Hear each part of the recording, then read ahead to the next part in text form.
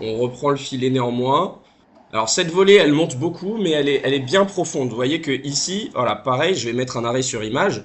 Au final, ce type de profondeur, c'est bien parce que vous voyez que après rebond sur la vitre, la balle va rester derrière la ligne. Et ça, c'est super important. Quand vous êtes au filet, la priorité, c'est de conserver ce filet parce que 80% des points au padel sont gagnés par l'équipe qui est au filet, ou en tout cas quand une équipe est au filet. Du coup, votre objectif, c'est de maintenir vos adversaires au fond. Si vous jouez avec beaucoup de rebonds et de vitesse, la balle va énormément ressortir des vitres du fond et donc va ressortir dans le terrain et vous allez donner des balles de transition à vos adversaires qui vont pouvoir vous mettre en danger plus facilement. Donc ici, en fait, même si les balles de mon partenaire Julien ont l'air de remonter beaucoup, et c'est vrai, elles sont un peu hautes, au moins elles restent vraiment au fond, elles obligent les adversaires à rester au fond. Ici, on voit qu'il est derrière sa ligne blanche, nous on arrive à conserver le filet, c'est très bien.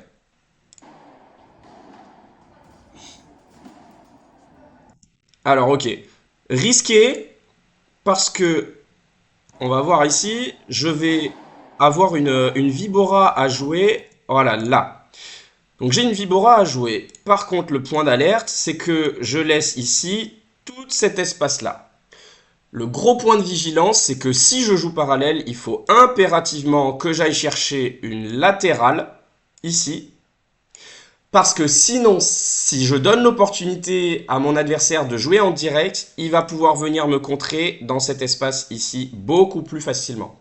Donc c'est très risqué de venir jouer cet angle-là quand vous venez jouer au milieu. Ça se fait, c'est bien des fois pour varier, mais grosse vigilance parce que votre adversaire, s'il est droitier, sera en coup droit et ce sera encore plus facile pour lui de vous contrer. Là, j'arrive effectivement à trouver la double vitre. Je viens coller parce que ça met en difficulté. Et là, je fais beaucoup de pauses décidément, mais très très très important, c'est la finition. Voilà. Là, on analyse la situation. Et on entend d'ailleurs dans la vidéo que j'annonce à mon partenaire au fond. Donc les deux sont au fond. Ici, on a un rématé. Donc on voit que mon partenaire n'a pas le temps de se placer bien sous la balle pour faire un par 3. Mais du coup, il va devoir faire un smash fort. J'allais dire smash fort parallèle parce que c'est la bonne réponse. Mais du coup, pourquoi? Ici, vous voyez que notre adversaire est déjà un peu avancé sur sa ligne. Lui aussi. Quand on va se matcher fort, et donc l'objectif n'est pas de sortir la balle en par 3, mais simplement de la faire revenir dans notre camp, il est impératif de se matcher parallèle, si les adversaires sont au fond, parce que c'est là où la balle va avoir le moins de distance à parcourir, et donc vous allez rendre la défense beaucoup plus compliquée de vos adversaires. Je m'explique. Ici, en se matchant parallèle, il va y avoir par exemple, allez, on va dire 12 mètres pour la balle à parcourir. Donc sur l'aller-retour, ça va faire 24 mètres. Si maintenant, mon partenaire vient se matcher diagonale, la balle va faire ça, puis va faire ça.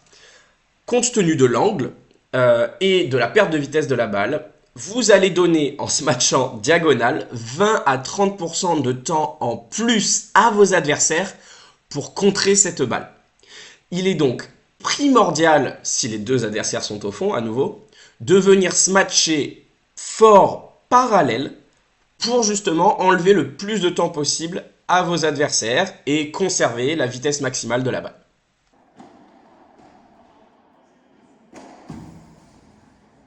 Ok, très intéressant. Très intéressant, je viens d'en parler et du coup on a l'exemple juste après. Outre le fait qu'on voit que les adversaires sont un peu plus avancés, hein, déjà, hop, ils se dirigent tout de suite vers le contre. Ici, il aurait fallu une nouvelle fois taper dans la parallèle pour réduire le temps de réaction des adversaires et le temps de déplacement. Et ici, on va voir, je vais mettre même en ralenti. Voilà. Et là, même si le smash est puissant, en soi, c'est une grosse erreur parce qu'on voit que notre adversaire a eu le temps de venir contrer la balle. Là, on est complètement mal positionné. C'est moi qui devrais être devant pour bloquer. Là, on aurait dû en soi les deux reculer à partir du moment où on voit que le match est raté. Et donc, en fait, on laisse le temps à l'adversaire de venir contrer la balle parce qu'on est venu jouer cet équerre. On lui a donné 20 à 30% en plus. Vous l'avez compris, dans cette situation, il aurait fallu resmatcher parallèle comme le point précédent. Les amis, tous les concepts dont je vous parle, ils sont issus de l'Académie Tactique de Meilleurs Sportifs qui est le sponsor de cette vidéo. Un coach espagnol de renom et moi avons créé une académie qui englobe plus de 50 vidéos, schémas et analyses tactiques qui vont te permettre de passer un cap très facilement depuis ton canapé. Tu accèdes au programme depuis ton téléphone, une tablette ou un ordinateur et en quelques minutes, tu acquiers tout le bagage tactique d'un niveau 7 au padel. C'est hyper ludique et rapide à réaliser. Donc si tu veux vraiment passer un cap et que t'as pas le temps de faire des stages, des cours individuels et ainsi de suite, je te mets toutes les infos dans la description et t'as 10% de remise avec le code YouTube10.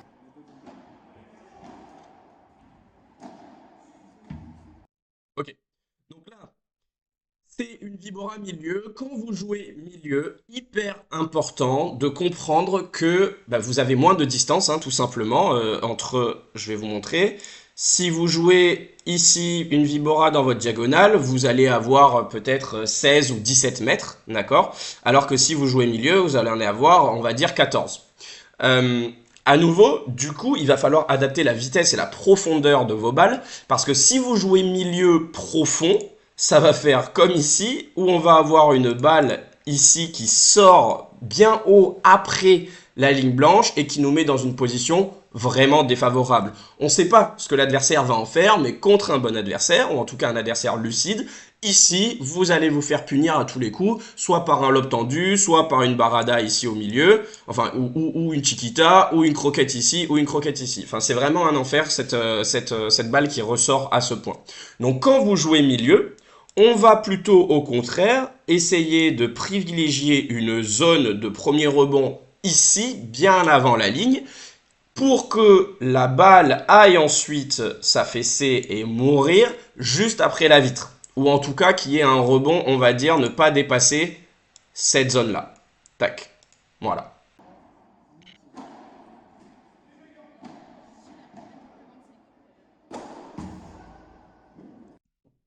À nouveau, balle de finition. Et c'est la dernière fois que j'insisterai sur ce point dans cette vidéo, mais balle de finition, je n'ai pas le temps ou je ne peux pas faire le par 3 dans cette situation.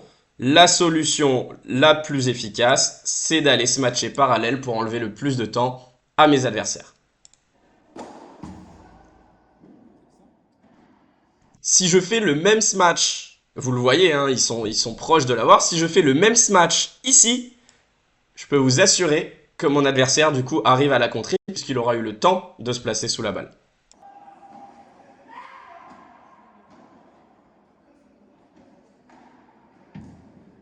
Ok. Ça, c'est très important. C'est très important dans ces niveaux P25, P100, même P250. Vous voyez ici que du coup, donc j'arrive à me procurer une balle plutôt flottante qui me fait avancer. Euh, et ici, du coup, j'ai un choix. On voit dans les zones disponibles que j'ai le milieu. J'ai éventuellement, si j'arrive à trouver un coup papillon, ici. Et j'ai aussi tout ce boulevard. Je vais le mettre en orange parce que pour moi, beaucoup trop de joueurs amateurs font cette erreur de venir chercher la croquette et d'essayer de jouer un angle de fou furieux. Ça joue pour les caméras, ça joue pour TikTok, j'appelle ça comme ça. Et c'est une grosse erreur. Au padel, le milieu, c'est sous-coté. Je suis un fervent défenseur et militant de la zone du milieu, la zone de divorce. C'est pas pour rien qu'elle s'appelle comme ça. Donc, quand vous avez le choix, venez déposer une balle doucement dans les pieds au milieu de cette zone de conflit, parce que on voit ici que si lui tend le bras, ça arrive là, si lui tend le bras, ça arrive là. Donc une balle qui arrive au milieu, on ne sait pas pour qui elle est. D'accord? C'est compliqué, sauf si on a l'habitude de jouer avec son partenaire et ainsi de suite. Donc on arrête de venir jouer ici pour se sentir surpuissant et oui, je viens du tennis, j'ai une main de fou, blablabla. On s'en fout, c'est pas ça qui va te faire gagner des matchs. À nouveau, là, c'est des analyses tactiques pour gagner des matchs. Si vous voulez prendre du plaisir à fond et jouer pour TikTok et tenter des coups de fou furieux, il n'y a pas de souci. Mais par contre, c'est un autre objectif, d'accord? Ici, on est là pour gagner des matchs. Donc, si vous voulez gagner vos matchs, les gars, jouez au milieu au lieu d'aller chercher des angles de fou furieux. On est d'accord, je parle bien du niveau P25, P50, P100, P250.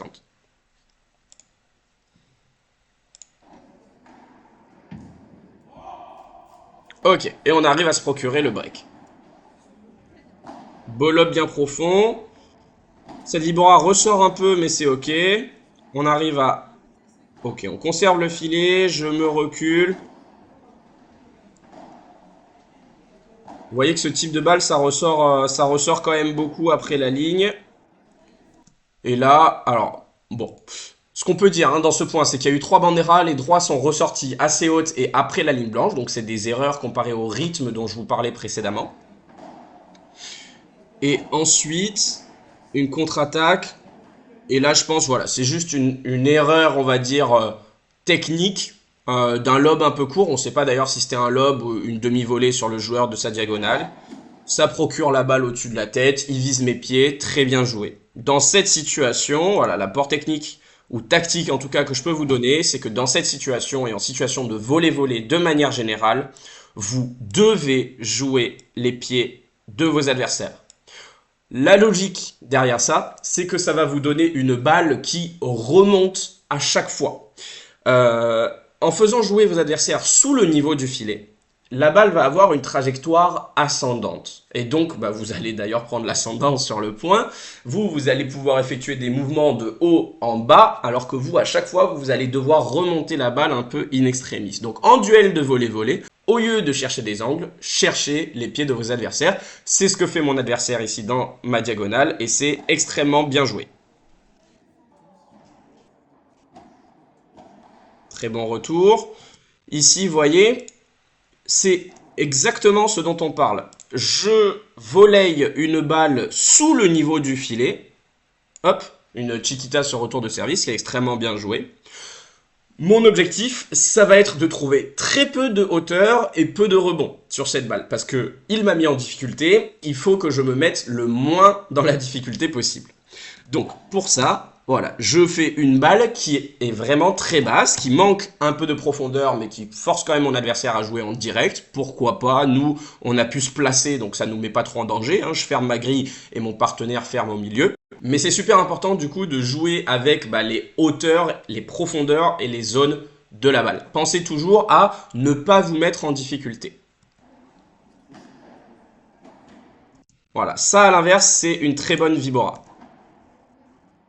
C'est une très bonne Vibora milieu parce qu'on a un premier rebond qui est derrière la ligne. Ça force d'ailleurs le jeu en direct de notre adversaire. Dans ces niveaux-là, les gens n'ont pas des mains de fou furieux. Donc en direct, ce sera pas non plus... On ne pourra pas se faire punir par un tennisman ou autre.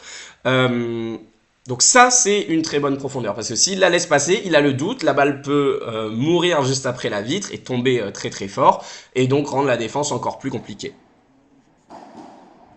Ça, c'est une grosse erreur. Ça, c'est une grosse erreur de ma part. Et beaucoup d'erreurs de ce type sont réalisées dans ces tournois-là. Je vous montre. Voilà. Parfait. Cet arrêt sur image, il est parfait. Regardez où est-ce que je suis positionné sur le terrain. Je suis ici. Les adversaires sont sur leur ligne ou un pas devant leur ligne. Et je vais jouer un coup que je prends très haut d'ailleurs, que l'adversaire arrive à défendre ici. Vous voyez qu'il est quasiment à son second poteau, d'accord et donc il est en position limite de voler, donc après un contre. Moi, je n'ai pas le temps de me replacer à ma position de volley et je crée un énorme gouffre ici. Il faut être lucide sur son niveau de jeu et sur ses capacités techniques. Ici, j'ai une balle à jouer quasiment au niveau de la ligne et elle est très haute. Hein, elle doit être à 2,50 m cette balle. À moi de la laisser tomber. En fait, il faut que j'accepte que l'adversaire a très bien lobé, c'est pas grave, on range son ego, on repère le filet, en plus je suis très confiant en défense, donc j'ai aucune raison de jouer cette balle. Si vraiment je veux jouer cette balle, je suis obligé de la jouer ici. Tac. Voilà. Parce que mon partenaire, du coup, est déjà au filet, il va pouvoir s'avancer d'un pas pour bloquer tout son passing. Et moi, je suis au milieu déjà, donc j'ai juste à faire 2 pas pour prendre ma position ici. avec la grille qu'on laisse, bien sûr, s'il joue sur la grille, bien joué à lui. Mais c'est là où il y a le plus de distance, et du coup, même si ma balle a beaucoup de rebonds, comme c'est le cas ici, parce que je la prends extrêmement haute, c'est pas grave, parce qu'il va y avoir la double vitre, et on va garder notre adversaire au fond du terrain.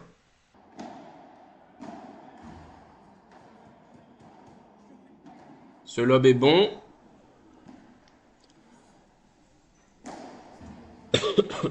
Ok. Bon, là, c'est juste des erreurs techniques. C'est pas bien grave. Par contre, je vais en profiter effectivement pour vous parler d'un sujet que je viens d'évoquer. C'est une erreur technique, c'est pas grave. Ce que je veux dire par là, c'est que quand vous faites une faute à ce niveau et que vous perdez un point, donc P25 à P250, on va dire, ça va être hyper important de prendre du recul et de vous dire, ok, est-ce que c'était ce qu'il fallait faire? Est-ce que tactiquement, est-ce que théoriquement, c'était le coup qu'il fallait jouer?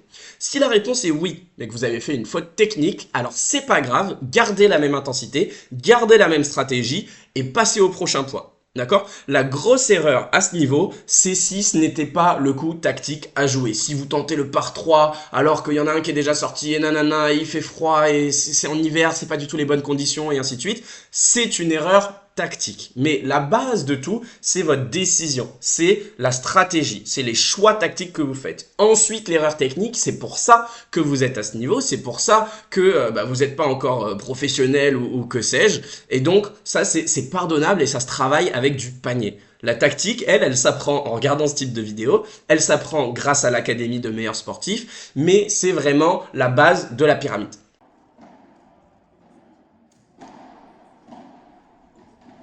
Ok, ok, super intéressant ça par contre. Grosse erreur. Donc là, un lob. Pareil, regardez où est-ce qu'il prend la balle. Ok, il la prend, il est sur la ligne. Son partenaire aussi est sur la ligne. Donc en soi, ils ont un peu accepté de perdre le filet. Nous d'ailleurs, sur ça, on aurait pu s'avancer un peu plus. Mais c'est ok. Il prend la balle ici. Il la joue extrêmement fort. Honnêtement, cette Vibora, elle va à 10 000. Le problème, c'est que vous voyez que vu qu'il l'a pris en plus en sautant, parce qu'il vient du volet, donc il a l'habitude de se matcher en sautant, il n'a pas bougé d'un pas. Il n'a même pas eu le temps de s'avancer. Il est simplement redescendu. Il a juste atterri. Il n'a pas eu le temps de s'avancer. Son partenaire, lui, a eu le temps de faire un pas. Mais du coup, le gros risque, c'est que si mon partenaire ici, donc son adversaire, joue en direct, il y a un boulevard, mais vraiment un boulevard sur toute cette partie du terrain pour contre-attaquer, justement. Et ça, c'est le gros risque. Une bandera, une vibora, un rouleau, un gancho, c'est ce qu'on appelle des coups de conservation du filet. Comme son nom l'indique, le but c'est de garder le filet, parce que je vous le disais, 80% des points sont gagnés quand l'équipe est au filet. Ok. Mais du coup, il faut bien comprendre que plus vous allez jouer vite, moins vous allez vous donner vous-même le temps de conserver ce filet. Parce que le but de faire une bandera, c'est de se donner du temps pour ensuite réavancer dans la balle et reprendre sa position de volet. D'accord? Mais le problème ici, c'est qu'ils n'ont pas le temps de réavancer et ils vont se faire punir en plus dans l'espace. Ça ressort encore beaucoup. Ça, c'est très bien joué parce que l'adversaire venait coller. Ça, c'est OK. Voilà. Ça, c'est le type de coup dont je vous parlais tout à l'heure. La balle, je la prends assez haute. Je suis pas hyper confort, d'accord, dans cette situation-là. Mais je vais la jouer au fond. Donc oui, elle a beaucoup de rebonds, mais par contre, on voit que mon adversaire reste au fond du terrain. Mon partenaire a pu venir replacer et couvrir le passing. Moi, là, je suis quasiment bien placé. En vrai, j'aurais dû faire un pas en plus pour couvrir toute la zone du milieu. Si l'adversaire arrive à trouver cette zone-là, pas grave, bien joué à lui, on l'applaudit, on passe au prochain point, il n'en mettra pas 10.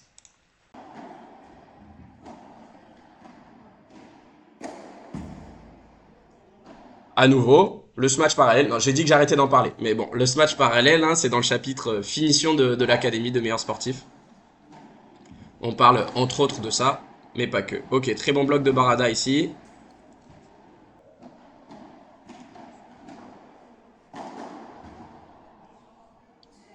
Ça, c'est très bien joué. Ça, c'est très bien joué sur retour de service. Alors, j'arrive à lui servir. Mon service, je le trouve plutôt bon. Pas mal de profondeur. Ça va jouer avec la première vitre. Par contre, ici, on voit qu'il arrive à trouver une super zone sous le niveau du filet. Et sur mon passing, je suis vraiment à bout de bras et à bout de jambes comme on le voit. J'ai peut-être servi même trop vite. Hein. Le service, c'est un peu comme une conservation de filet. Plus vous allez jouer fort, moins vous allez avoir le temps, vous, d'arriver à votre position de volée idéale. Donc pensez, hein, si vous êtes un peu fatigué, diminué physiquement ou tout simplement que les adversaires retentent très bien, servez plus lentement. Comme ça, vous êtes sûr d'avoir le temps d'arriver à votre position de volée initiale. Je volaille sous le niveau du filet, à bout de bras. Ça donne une balle flottante à l'adversaire. Il fait tout simplement un pas de plus pour se placer ici, dans sa zone de transition. Et là, il a plusieurs choix. Il peut me rejouer dans les pieds. Il peut me lober ici en tendu. Il peut lober au milieu. Jouer dans les pieds de mon partenaire. Jouer à plat dans le couloir ici. Le lob diagonal tendu, il est peut-être un peu plus compliqué dans ce schéma-là. Ici, ok, il décide d'aller très très fort. En vrai, c'est une erreur tactique. Parce que taper fort au padel, ça sert pas à grand chose, d'autant plus que là c'est diagonal. Donc la balle va faire ça, ça, ça, et elle va revenir pile ici, là où est déjà mon partenaire. Donc c'est une erreur tactique. Là, il prend le corps de mon partenaire. Ok, why not? Donc bien joué. Néanmoins, c'est pas ce qu'il visait. C'est une erreur. Ici, c'est une erreur de venir taper fort dans la diagonale. Parce qu'en plus, il y a la double vitre qui va aider mon partenaire à défendre.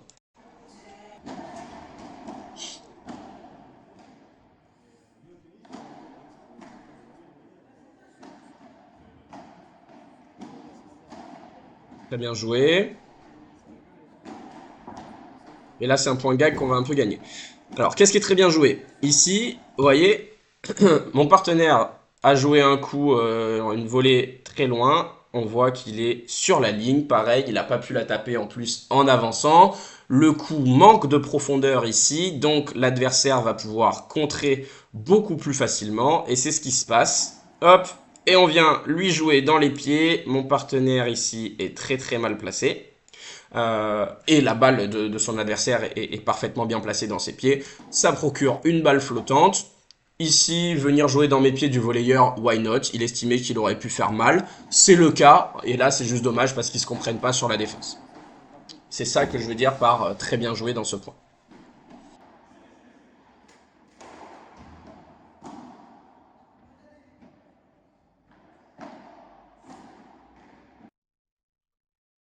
Donc, une nouvelle fois, je me permets de mettre sur pause et de vous montrer.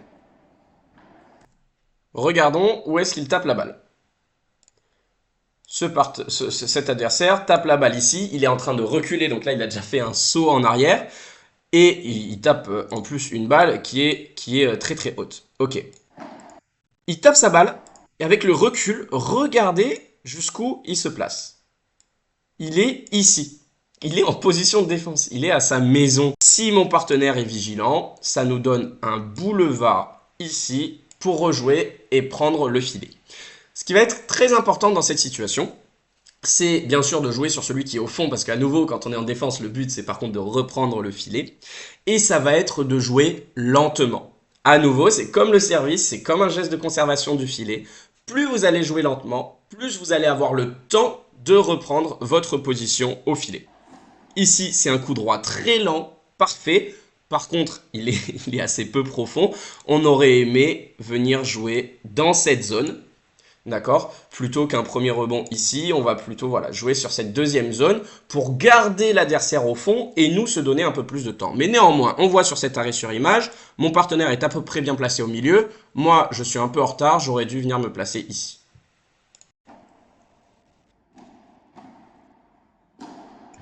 Ensuite, là, ce qu'on voit, c'est des erreurs techniques. À nouveau, je vous l'ai dit, si c'est technique, c'est pas grave. La question, c'est est-ce que c'était le bon choix tactiquement?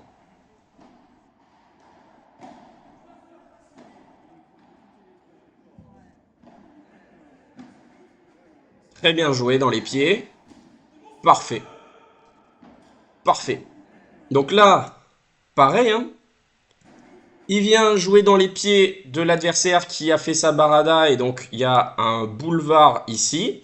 On va se procurer une balle à trajectoire ascendante, d'accord? La balle, vous le voyez, elle monte énormément. Hop, elle est, on va dire, 30 à 40 cm au-dessus du niveau du filet. Mon partenaire va pouvoir ici faire volleyer au milieu. D'accord? La zone de divorce, la zone de conflit. Et là, vous allez vous dire, mais purée, il y a un boulevard ici, il aurait pu jouer ici et tout. Oui, il aurait pu, mais c'est beaucoup plus compliqué techniquement. Ça ouvre encore plus d'angles pour nos adversaires. Une interception de ce joueur-là pourrait me mettre dans la panade, parce que là, effectivement, il y a un boulevard ici. Donc, dans le doute, en duel de volley-volley, quand vous êtes en train de monter, dans les phases de transition, venez jouer au milieu.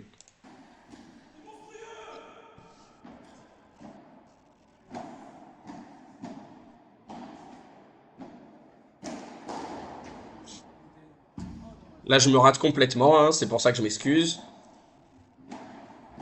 C'était pas du tout le jeu tactique, justement. Barada, un des deux adversaires reste au fond. C'est pas grave, les explications des escaliers et des baradas, ce sera pour une autre analyse tactique. Abonnez-vous hein, à la chaîne si ce type de contenu vous plaît, si vous voulez progresser au padel. Je fais beaucoup de contenu de ce type.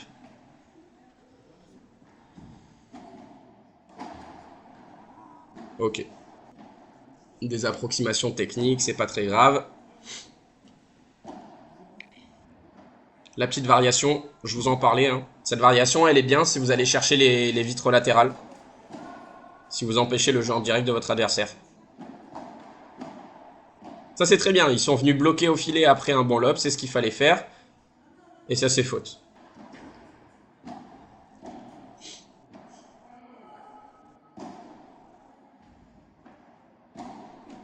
Très bien joué de la part de Julien. Il dépose au milieu. Bravo, Julien. Le milieu, les gars. Le milieu. De P25 à P250. Le milieu, ça marche à tous les coups. Le milieu, encore une fois. Là, c'est extrêmement mal tapé de ma part. Il fallait que j'aille chercher le haut de la vitre et non la grille, logique. Mais c'est une erreur technique. Là, je cherchais le par 3. C'est une erreur technique. J'ai une raquette de femme. C'était en hiver. Aucune chance que ça sorte ici. Ça c'est très bien varié.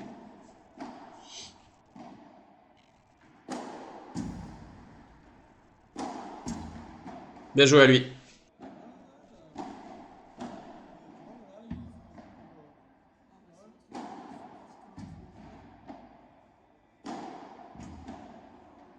Allez, on va enfermer ce joueur à nouveau dans son angle.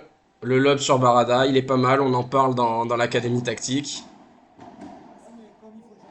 Et le milieu. Et le milieu qui est létal à chaque fois. Les amis, si vous ne savez pas où jouer, si vous voulez gagner plus de matchs, si vous voulez gagner des tournois, c'est magnifique. Jouez au milieu, jouez entre les deux adversaires. Et ça surprend, ça crée du conflit, ça crée de l'indécision. Et vous le savez, l'indécision au padel, c'est la pire des décisions. Pas qu'au padel, mais c'est vraiment extrêmement vrai dans ce sport. Et ça nous permet de sécuriser 6 jeux d'avance pour cette finale qui est en 9 jeux gagnants. L'adversaire qui n'avait plus rien à perdre et qui du coup bah, était très relâché. Et il y a tout qui passait au-dessus de la tête, monstrueux. Ok, bon. Je peux pas clore cette vidéo sans en parler. Les lobes chandelles, c'est très bien, mais on va éviter un lobe chandelle sur la vitre 5 ou les vitres 4. Parce que, donc, vitre 5, c'est celle du milieu, hein, pour ceux qui ne connaîtraient pas les vitres, et vitre 4, du coup, c'est celle-ci. Hop, et ensuite, ça fait 3, 2, 1, et 3, 2, 1. Ok. Pourquoi on ne vient pas lober ici en chandelle? Exactement pour la raison qui est affichée à l'écran, c'est que ici, lob chandelle, il y aura beaucoup de rebonds, beaucoup de hauteur. L'adversaire aura le temps de se placer sous la balle et d'envoyer une barada de l'espace. Donc là, il peut nous jouer très fort au corps, il peut jouer au milieu, tac, il peut jouer ici et il peut jouer ici. Bon, ça c'est beaucoup trop risqué, mais il a le milieu, il a le fort au corps. En tout cas, c'est une grosse barada qu'on offre à notre adversaire. Donc en fonction de la qualité de barada de nos adversaires, faites vraiment attention aux lob chandelle, vitre 5 et vitre 4. En l'occurrence, ici, elle est parfaite, elle est dans les pieds. Un peu d'agacement parce que Julien arrive à très bien la bloquer. Et là, bon, on voit qu'ils ont un peu give up mentalement. On fait un gros match et Julien, surtout mon partenaire, fait un gros match. 8-3, on sert pour le match. Mais c'est pas ce qu'on est venu, c'est pas ce qu'on est venu regarder. Ici, ce qui va importer, c'est la tactique. Ce match parallèle, la raquette me glisse un peu des mains, mais c'est parallèle. Ça laisse peu de temps aux adversaires. Et là, il n'y était plus. Ça met plus les jambes, ils y sont plus. Voilà, finition sur le revers, toujours. Et une petite volée au milieu qui clôture le match. Voilà. Dites-moi dans les commentaires si ce type de contenu et de format vous plaît. Ça marche extrêmement bien sur Instagram et vous me faites énormément de retours positifs. Donc j'espère que ce sera aussi le cas sur cette vidéo et que ça vous plaît. Faites-le moi savoir. On se retrouve très bientôt pour de prochaines vidéos. Je vous remercie beaucoup, c'était Léo.